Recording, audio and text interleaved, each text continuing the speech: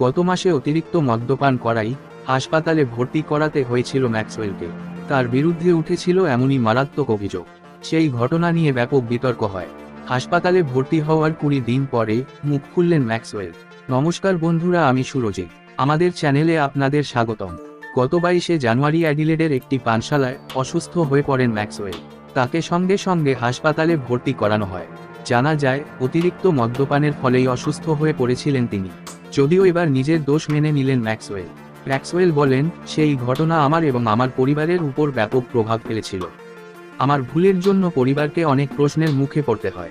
আসলে সেই সপ্তাহ ছুটি ছিল, সেই জন্য পানশালায় গিয়েছিলাম। তবে যে ঘটনাটা ঘটেছে সেটা উচিত হয়নি। আমাকে আরও সংযত হওয়া উচিত ছিল।